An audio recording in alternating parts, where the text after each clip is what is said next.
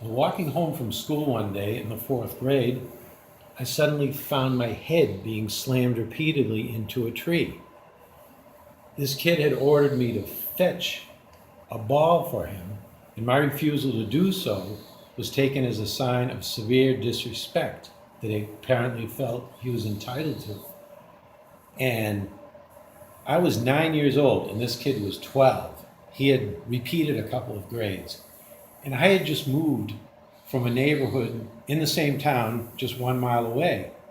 And in the neighborhood I had just moved from, if a 12-year-old had beat up a 9-year-old, it wouldn't happen in that neighborhood. But if it had ever happened, the 12-year-old would never live it down for the rest of his life. But it seemed like this was acceptable in this new neighborhood, though, as I said, it was just 1 mile away.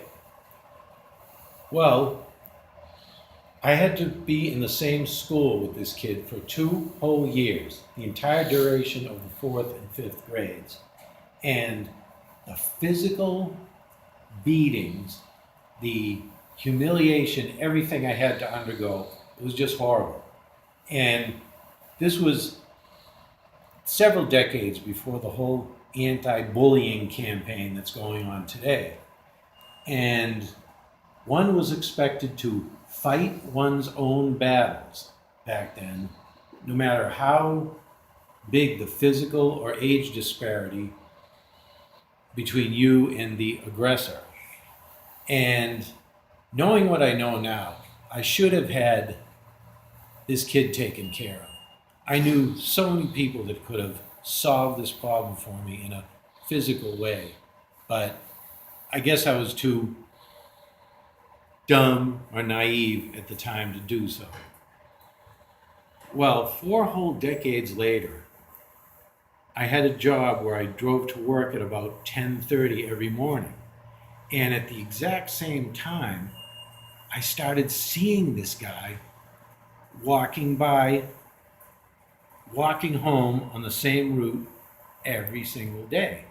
And from where he was coming from and the time that he passed me by every day, I could tell where also, I should mention, also from how he looked, I could tell where he was coming from, because I had recently had a job cab driving for a local company, and I had taken many people to one of the local methadone clinics. So I could tell, everything considered, that this was where he was coming from every morning.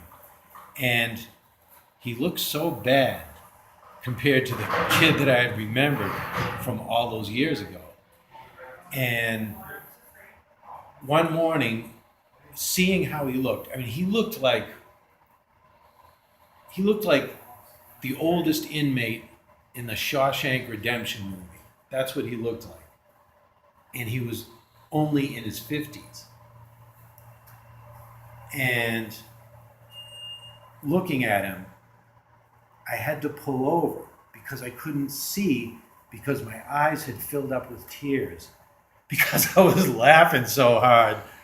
I mean, how perfect was this?